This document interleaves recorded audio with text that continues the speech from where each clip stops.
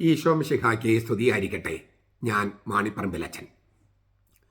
ലത്തീൻ വേദപാഠകം ആഗമനകാലം 2-ാം ഞായർ. ഒന്നാമത്തെ വായന യെശയ്യായുടെ പുസ്തകം 11-ാം അധ്യായം 1 മുതൽ 10 വരെ വാക്യങ്ങൾ. യിസ്സായയുടെ കുറ്റിയിൽ നിന്ന് ഒരു മുള കിളിർത്തു വരും. ഇതാണ് യെശയ്യ 11:1 പറയുന്നത്. ആഗമനകാലം ലത്തീൻ സഭയിൽ അങ്ങനെയാണ് പറയുക. സീറോ മലബാറിൽ മംഗളവാർത്ത കാലമാണ്. പക്ഷേ ലത്തീൻ സഭയിൽ അത് ആഗമനകാലം എന്നാണ്, ആഡ്വൻറ്റ്. അതിൽ 2-ാമത്തെ ഞായറാഴ്ച വായിക്കുന്നത് യെശയ്യായുടെ പുസ്തകം 11-ാം അധ്യായം 1 മുതൽ 10 വാക്യങ്ങളിൽ 1-ാമത്തെ വാചകത്തിലെ ഒരു വാക്കിനെക്കുറിച്ചാണ് എനിക്ക് പറയാനുള്ളത്. ഇസായി, ജസ് എന്നൊക്കെ പറയും. ഇസായി എന്നാണ് ഹീബ്രുവിൽ. ദാവീദ് രാജാവിൻ്റെ അപ്പനാണ് ഇസായി. അപ്പോൾ ഇസായുടെ കുറ്റി എന്ന് പറഞ്ഞാൽ ഈ ജസയുടെ കുടുംബത്തെ ഒരു വൃക്ഷമായി സങ്കല്പിച്ച് അതിൽ നിന്നുള്ള കുറ്റി, ഇസായിൽ നിന്നുള്ള കുറ്റി ദാവീദ്. അപ്പോൾ ഇസായുടെ കുറ്റിയിൽ നിന്ന് ഒരു മുള കിളിർത്തു വരും. മുള, നത്സർ എന്നാണ് അതിനർത്ഥം, ഹീബ്രു വാക്ക്.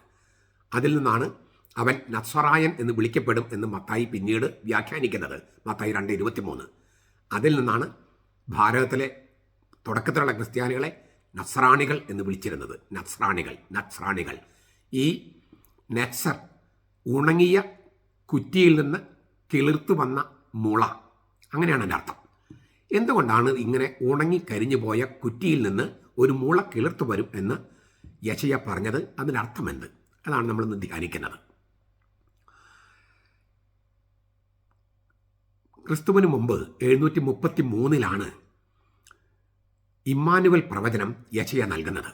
7-ാമത്തെ അധ്യായം തുടങ്ങി 11-ാം അധ്യായം ഉൾപ്പെടെയെല്ലാം ഇമ്മാനുവൽ പ്രവചനമാണ്.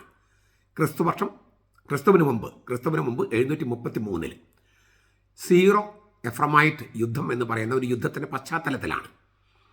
സിറിയ, ഇപ്പോഴത്തെ സിറിയ തന്നെ, എഫ്രായിം എന്ന് പറഞ്ഞാൽ ഇസ്രായേൽ, അന്നത്തെ ഇസ്രായേൽ, വടക്കൻ രാജ്യം ഇസ്രായേൽ.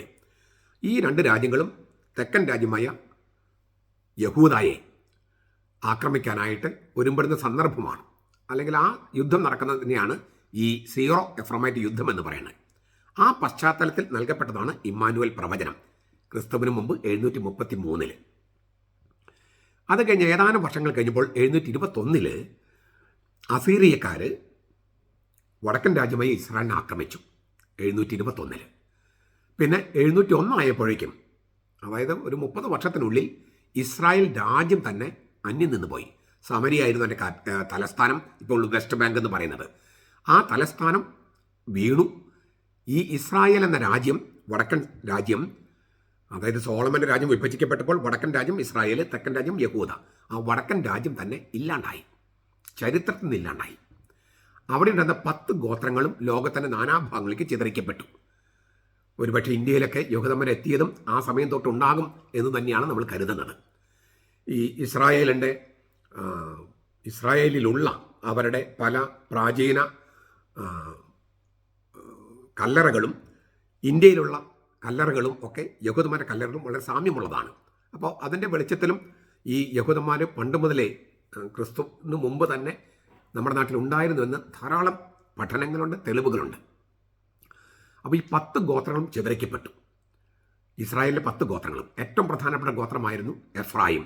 അതുകൊണ്ടാണ് ഇസ്രായേലിനെ എഫ്രായിം എന്ന് കൂടി വിളിക്കുന്നത്. ഇസ്രായേൽ രാജ്യത്തെ ഏറ്റവും പ്രധാനപ്പെട്ട ഗോത്രങ്ങൾ. അപ്പോൾ 721 അസീറിയകളുടെ ആയുധാക്രമണം. പിന്നെ 701 ആയപ്പോഴേക്കും ആ രാജ്യം തന്നെ ഇല്ലാണ്ടായി. പിന്നെ ശേഷിക്കുന്നത് തെക്കൻ രാജ്യമായ യഹൂദയാണ്. അപ്പോൾ ഒരു കുറ്റി, അതായത് 12 ഗോത്രങ്ങളിൽ 10 ഗോത്രങ്ങളും തീർന്നു. 2 ഗോത്രങ്ങൾ, അതിൽ തന്നെ പ്രധാനപ്പെട്ട ഗോത്രം യഹൂദ ഗോത്രം, അതിനുള്ളിൽ ബെഞ്ചമിൻ ഗോത്രം. അപ്പോൾ ഇങ്ങനെ ചെറിയ 2 ഗോത്രങ്ങൾ മാത്രമായിട്ട് ചുരുങ്ങിപ്പോയി എന്നൊരർത്ഥമുണ്ടാകാം, ചരിത്രപരമായിട്ടൊരർത്ഥമുണ്ടാകാം ഈ ദാവീദിൻ്റെ കുറ്റിയിൽ നിന്നുള്ള മുള എന്നതിന്.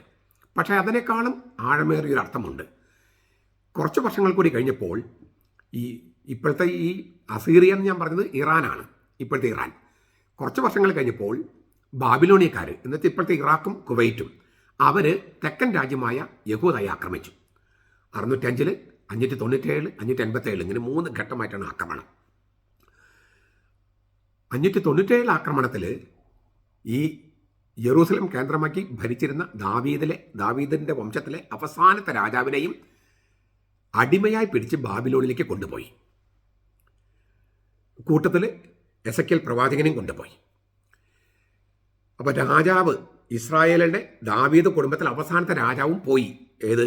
ബാബിലോണിലേക്ക് അടിമയായി കൊണ്ടുപോകപ്പെട്ടു. അപ്പോൾ ദാവീദിൻ്റെ കുറ്റി എന്ന് പറയുന്നത്, ജസ്സയുടെ കുറ്റി എന്ന് പറയുന്നത് ദാവീദിൻ്റെ കുലം ആ വൃക്ഷത്തിൻ്റെ കുറ്റി തന്നെ ഉണങ്ങിപ്പോയി. 597 BC ക്രിസ്തുവിന് മുമ്പ് 597. 587 10 വർഷം കഴിഞ്ഞപ്പോൾ ബാബിലോണിയക്കാരുടെ അവസാനത്തെ ആക്രമണം. അവർ ജെറൂസലം ദേവാലയത്തിലെ എല്ലാ വിചിത്ര പാത്രങ്ങളും വിലപിടിച്ച സംഗതികളൊക്കെ ബാബിലോണിക്ക് കട്ടുകൊണ്ടുപോയി. എങ്ങനെ? യുദ്ധത്തിൽ പിടിച്ചെടുത്ത് കൊണ്ടുപോയി. കട്ടെന്ന് പറഞ്ഞാൽ ഈ അർത്ഥത്തിൽ തീർന്നില്ല. ഈ പ്രാചീന ലോകത്തെ ഏറ്റവും വലിയ അത്ഭുതങ്ങളിൽ ഒന്നായി കണക്കാക്കപ്പെടുന്ന സോളമൻ പണിത ദേവാലയം, ജെറൂസലം ദേവാലയം തീയിട്ടു. അപ്പോൾ ബാക്കി യാതൊന്നും ശേഷിക്കുന്നില്ല. ഇങ്ങനെയൊക്കെ സംഭവിച്ചപ്പോൾ ദൈവം എന്ത് ചെയ്തു? കർത്താവായ ദൈവം എന്ത് ചെയ്തു? അത് എഴുതിയിരിക്കുന്നത് എസെക്കിയേലിന്റെ പുസ്തകം 8-ാമത്തെ അധ്യായം മുതൽ 11 വരെ അധ്യായങ്ങളിലാണ്. ഈ ഉടമ്പടിയുടെ പേടകത്തിന് മുകളിലുണ്ടായിരുന്ന കൃപാസനത്തിലുണ്ടായിരുന്ന ദൈവത്തിൻ്റെ സാന്നിധ്യം, ദൈവത്തിൻ്റെ മഹത്വം, തേജസ് എന്നൊക്കെ പറയും. അവിടെ നിന്ന് ഇറങ്ങി മെയിൻ കവാടത്തിൻ്റെ അവിടേക്ക് പോയി. അവിടെ നിന്നും മെയിൻ ഡോറ്, അത് കഴിഞ്ഞിട്ട് പിന്നെ ഈ ഗോപുരത്തിൻ്റെ അവിടെ പോയി. ഗോപുരം എന്ന് വെച്ചാൽ പ്രധാന ഗേറ്റ്. അതും കഴിഞ്ഞ് കിഴക്ക് ഒലിവുമലയിലേക്ക് പോയി. ജെറൂസലമിൻ്റെ കിഴക്കാണ് ഒലിവുമല. ആ ഒലിവുമലയിലേക്ക് പോയി. അവിടുന്ന് കിഴക്കോട്ട് പോയി എന്നാണ്. കിഴക്കോട്ടെന്ന് വെച്ചാൽ ബാബിലോണിക്ക് പോയി. ദൈവം അവൻ്റെ ആലയം വിട്ട് ജനത്തിൻ്റെ കൂടെ ബാബിലോണിക്ക് പോയി. ദൈവമായ കർത്താവ് അവൻ്റെ ആലയം വിട്ട് ജനത്തിൻ്റെ കൂടെ ബാബിലോണിക്ക് പോയി. കാരണം ജനം മുഴുവൻ, തൻ്റെ ദൈവജനം മുഴുവൻ അടിമകളായി ബാബിലോണിലാണ്, കൽദായ ദേശത്താണ്. അവിടെ 70 കൊല്ലത്തോളം അവർ ശുദ്ധീകരിക്കപ്പെടുകയായിരുന്നു. അന്ന് രാഷ്ട്രീയ സ്വാതന്ത്ര്യമില്ല അവർക്ക്, ഈ ദൈവത്തിൻ്റെ ജനത്തിന്. സാമൂഹ്യ ജീവിതമില്ല, സാംസ്കാരിക ജീവിതമില്ല, മതജീവിതമില്ല, സമ്പത്തില്ല. ആകെ നിരാശപ്പെട്ട് കഴിയുന്ന സമയത്തും അവരിൽ ചില പ്രവാചകന്മാർ പ്രത്യാശ കൊടുത്തു. കർത്താവ് നമ്മുടെ ഇടയിലുണ്ട്. നമ്മളിവിടെ വന്നിരിക്കുന്നത് വിജാതിയുടെ സുവിശേഷം പ്രസംഗിക്കാനാണ്. ഇങ്ങനൊരു ശുദ്ധീകരണം, 70 കൊല്ലത്തെ ശുദ്ധീകരണം കഴിഞ്ഞ് കർത്താവിൻ്റെ സാന്നിധ്യം അനുഭവിച്ചറിഞ്ഞ് അവർ തിരിച്ചു വരികയാണ്. അങ്ങനെ 70 കൊല്ലത്തെ ശുദ്ധീകരണത്തിന് വിധേയമായവരെയാണ് യാഹ്വേയുടെ ദരിദ്രർ എന്ന് വിളിക്കുന്നത്. യാഹ്വേയുടെ ദരിദ്രർ അവർ 70 കൊല്ലം കഴിഞ്ഞ് തിരിച്ചു വരികയാണ്. ആ തിരിച്ചു വരുന്ന പശ്ചാത്തലത്തിലാണ് യെശയ്യായുടെ പുസ്തകം 40-ാമത്തെ അധ്യായം 1 മുതൽ 11 വരെ വാക്യങ്ങൾ. കർത്താവിന് മരുഭൂമിയിൽ വഴിയൊരുക്കുവിൻ, അവന് അവൻ്റെ പാത നേരെയാക്കുവിൻ. അതായത് ഒരു രണ്ടാമത്തെ പുറപ്പാട് സംഭവിക്കുകയാണ്. ഈജിപ്തിൽ നിന്ന് മോശയുടെ നേതൃത്വത്തിലായിരുന്നു ആദ്യത്തെ പുറപ്പാട്. ഇപ്പോൾ കൽദായ ദേശത്ത് ബാബിലോണിൽ നിന്ന് ശുദ്ധീകരിക്കപ്പെട്ട ജനവുമായിട്ട് ഇത് കർത്താവിൻ്റെ നേതൃത്വത്തിൽ വിശുദ്ധ നാട്ടിലേക്ക് ഒരു പുറപ്പാട്, രണ്ടാമത്തെ പുറപ്പാട്. മോശയുടെ നേതൃത്വമല്ല, കർത്താവിൻ്റെ നേതൃത്വത്തിൽ. അതുകൊണ്ടാണ് കർത്താവിന് വഴിയൊരുക്കുവിൻ, മരുഭൂമിയിൽ കർത്താവിൻ്റെ പാത നേരെയാക്കുവിൻ എന്ന് യെശയ്യാ പറയുന്നത്. അങ്ങനെ കർത്താവിൻ്റെ നേതൃത്വത്തിൽ ശുദ്ധീകരിക്കപ്പെട്ട ഇസ്രായേൽക്കാർ, യഹൂദന്മാർ വിശുദ്ധ നാട്ടിലെ യെറൂസലേമിൽ തിരിച്ചെത്തി. ഞാൻ പറഞ്ഞല്ലോ, അവരെയാണ് യാഹ്വേയുടെ ദരിദ്രർ എന്ന് വിളിക്കുന്നത്. അവർക്ക് സമ്പത്തൊന്നും കാര്യമായിട്ടില്ല, പ്രവാസികളാണ്, അഭയാർത്ഥികളാണ്. പക്ഷേ അവരിൽ കർത്താവിന് വേണ്ടിയുള്ള ദാഹമുണ്ടായിരുന്നു. കർത്താവിന് വിളിച്ചപേക്ഷിക്കുന്ന വിലാപത്തിൻ്റെ മനുഷ്യരായിരുന്നു അവർ. ഇവരെക്കുറിച്ചാണ് ഈ കർത്താവ് അഷ്ടസൗഭാഗ്യങ്ങളിൽ പറയുന്നത്. ദരിദ്രരെ നിങ്ങൾ ഭാഗ്യവാന്മാർ, ആത്മാവിൽ ദരിദ്രർ ഭാഗ്യവാന്മാർ, വിലപിക്കുന്നവർ ഭാഗ്യവാന്മാർ, ശാന്തശീല ഭൂമി കൈവശമാക്കി, ഇതൊക്കെ പറയുന്നത് ഇവരെക്കുറിച്ചാണ്. പുതിയ നിയമം ആരംഭിക്കുന്നത് ഈ യാഹ്വേയുടെ ദരിദ്രരിലാണ്. സക്കറിയ, എലിസബത്ത്, സ്നാപയോഹന്നാൻ, ജോസഫ്, മറിയം, ശിമയോൻ, അന്ന പ്രവാചകന്മാർ, പിന്നെ ആട്ടിടയന്മാർ, ഇവരൊക്കെ യാഹ്വേയുടെ ദരിദ്രരാണ്. ആ യാഹ്വേയുടെ ദരിദ്രരിൽ നിന്നാണ് രക്ഷകൻ ഉത്ഭവിക്കുന്നത്. ഇങ്ങനെയാണ് പുതിയ നിയമം ആരംഭിക്കുന്നത്. അപ്പോൾ BC 537 ഈ യാഹ്വേയുടെ ദരിദ്രര് കൽദായ ദേശത്തു നിന്നും ബാബിലോണിൽ നിന്നും ജെറൂസലേമിലേക്ക് തിരിച്ചെത്തി. യാഹ്വേയുടെ ദരിദ്രരായിട്ട്, ദൈവത്തിൽ വിശ്വസിക്കുന്നവരായിട്ട്, ദൈവത്തിൽ ആശ്രയിക്കുന്നവരായിട്ട്, അവരിൽ നിന്നാണ് രക്ഷകൻ വരുന്നത്. ഈ പശ്ചാത്തലത്തിലാണ് ഈ കുറ്റി, അതായത് ഇസ്സായുടെ കുറ്റിയിൽ നിന്നൊരു മുള കിളിർക്കും. ഇസ്സായുടെ കുറ്റി, അതായത് ദാവീദ് കുലം ഉണങ്ങിക്കരിഞ്ഞ് പോയി എന്ന് വിചാരിച്ചിരിക്കുകയായിരുന്നു. പക്ഷെ ആ ഉണങ്ങിക്കരിഞ്ഞ കുറ്റിയിൽ നിന്നും ഇതൊരു മുള കിളിർക്കുന്നു. നെക്സർ, ഒരു മുള, ഒരു ഷൂട്ട് ഇതാ പൊട്ടിമുളയ്ക്കുന്നു. ഇതെങ്ങനെയാണ് സംഭവിച്ചത്? ദാവീദ് കുലത്തിൽ നിന്ന് ഈ ദൈവം തന്റെ മനുഷ്യനായി വരികയും ആ ദൈവം മനുഷ്യനായവനെ ദാവീദ് ഗോത്രത്തിൽപ്പെട്ട ജോസഫ് ദത്തെടുക്കുകയും ചെയ്യുമ്പോൾ ഈശോ ദാവീദിന്റെ പുത്രനാകുന്നു, ദാവീദിന്റെ പുത്രനായി മാറുകയാണ്. എന്നിട്ട് ഗബ്രിയേൽ മാലാഖ മറിയത്തോട് എന്താ പറഞ്ഞത്? ഈ ദൈവമായ കർത്താവ് നിന്റെ മകന് ദാവീദിന് സിംഹാസനം കൊടുക്കും, അവൻ യാക്കോബ് ഭവനത്തിന്മേൽ എന്നേക്കും ഭരണം നടത്തും. ദൈവമായ കർത്താവ് നിന്റെ മകന്, മറിയത്തിന്റെ മകന് ദാവീദിന് സിംഹാസനം കൊടുക്കും. എപ്പോഴാണ് ദാവീദിന് ഈ സിംഹാസനത്തിൽ ഈശോ ഇരുന്നത്? അത് സ്വർഗാരോഹണം കഴിഞ്ഞ് 40 ദിവസം അവൻ ദൈവപിതാവിന്റെ വലത്തുവശത്തേക്ക് ആരോഹണം ചെയ്ത് ദൈവത്തിന്റെ വലത്തുവശത്ത് ഇരുന്നു. ആ ദൈവപിതാവിന്റെ വലത്തുവശമാണ് ദാവീദിന്റെ സിംഹാസനം. കാരണം ദാവീദിന്റെ പുത്രൻ മാത്രമല്ല ഈശോ, ദാവീദിന്റെ കർത്താവുമാണ്. ദാവീദിന്റെ കർത്താവ് എന്ന നിലയിൽ ദൈവപിതാവിന്റെ വലത്തുവശത്തിരിക്കുന്ന പുത്രൻ തമ്പുരാൻ, അതാണ് ദാവീദിന്റെ സിംഹാസനം. ദാവീദിന്റെ കർത്താവ് എന്ന നിലയിലാണ് ദാവീദിന്റെ സിംഹാസനത്തിൽ കർത്താവ് ഇരിക്കുന്നത്. അവൻ രാജാക്കന്മാരുടെ രാജാവാണ്, ഭരണാധിപന്മാരുടെ ഭരണാധിപനാണ്. അവൻ ഈ ലോകത്തെ ഭരിക്കുന്നു. ആരിലൂടെ? നമ്മിലൂടെ. കാരണം എന്താണ്? നമ്മെ അവൻ രാജാക്കന്മാരും പുരോഹിതന്മാരുമാക്കി. വെളിപാട് 1:5-6, 1-ാമത്തെ അധ്യായം 5-6 വാക്യങ്ങൾ. നമ്മെ രാജാക്കന്മാരും പുരോഹിതന്മാരുമാക്കി. അങ്ങനെ രാജാക്കന്മാരുടെ രാജാവായ ക്രിസ്തു രാജാക്കന്മാരും പുരോഹിതന്മാരുമായ നമ്മിലൂടെ ഈ ലോകത്തെ ഭരിക്കുന്നു. ഇതാണ് ഈ ഇസ്സായുടെ കുറ്റിൽ നിന്നൊരു മുള കിളിർക്കുമെന്ന് പറയുന്നത്. ഈ യെശയ്യായുടെ തിരുവചനം 40-ാമത്തെ അധ്യായത്തിൽ അതിന് പുതിയൊരർത്ഥം വരികയാണ്. ദൈവം തന്നെ സ്വർഗത്തിൽ നിന്നും ഭൂമിയിലേക്ക് വരുമ്പോൾ, അപ്പോൾ ഈ കൽദായ ദേശത്തു നിന്നും ജെറൂസലേമിലേക്ക് വരുന്ന 2-ാമത്തെ പുറപ്പാടെന്ന് ഞാൻ പറഞ്ഞു. അതുകൂടാതെ അതിന് പുതിയ അർത്ഥം വരികയാണ്. സ്വർഗത്തിൽ നിന്നും ഭൂമിയിലേക്ക് ദൈവം വരുമ്പോൾ അതൊരു വളരെ അതുല്യമായൊരു പുറപ്പാടാണ്. അവൻ ഭൂമിയിൽ വരിക മാത്രമല്ല, ഭൂമിയിൽ വന്ന അവൻ നമ്മിലേക്ക് വരുന്നു ദിവ്യകാരുണ്യത്തിലൂടെ. അതൊരു പുറപ്പാടാണ്. സ്വർഗത്തിൽ നിന്നും ദൈവം തമ്പുരാൻ നമ്മിലേക്ക് വരുന്നു ദിവ്യകാരുണ്യത്തിന്റെ രൂപത്തിൽ, വിശുദ്ധ കുർബാനയുടെ രൂപത്തിൽ. അതാണ് ശരിക്കുമുള്ള പുറപ്പാട്. അതെന്തിനു വേണ്ടിയാണ്? നമ്മൾ ഇവിടെ നിന്നും അവന്റെ നാട്ടിലേക്ക് പോകാൻ. അപ്പോൾ ഈ നാട്ടിൽ നിന്നും അവന്റെ നാട്ടിലേക്ക് കൊണ്ടുപോകാൻ അവൻ മുൻകൂറായി നമ്മിലേക്ക് വരികയാണ്. ഇതാണ് വിശുദ്ധ കുർബാന. അതുകൊണ്ട് ആ മുള, ഈ ഇസ്സായുടെ കുറ്റിയിൽ നിന്നുള്ള മുള എന്നൊരു വാക്ക് ഞാൻ പറഞ്ഞു നെറ്റ്സർ എന്നാണ്. നെറ്റ്സർ, അതിൽ നിന്നാണ് അവൻ നസറായൻ എന്ന് വിളിക്കപ്പെടും എന്ന് മത്തായി വ്യാഖ്യാനിക്കുന്നത് ഈ വാക്കിൽ നിന്നാണ്, നെറ്റ്സർ എന്ന വാക്കിൽ നിന്നാണ്. നമ്മെ സംബന്ധിച്ച്, ഭാരതത്തെ സംബന്ധിച്ച്, ഭാരതത്തിലെ ക്രിസ്ത്യാനികളെ സംബന്ധിച്ച്, ഭാരതത്തിലെ ക്രിസ്ത്യാനികൾ ലോകത്തെല്ലാവരും ഉണ്ടെങ്കിൽ അവരെ സംബന്ധിച്ച് ഒരു വളരെ പ്രധാനപ്പെട്ട സന്ദേശമുണ്ട്. എന്താണ്? ഭാരതത്തിലെ ആദിമ ക്രിസ്ത്യാനികൾ അറിയപ്പെട്ടിരുന്നത് നസ്രാണികൾ എന്നാണ്.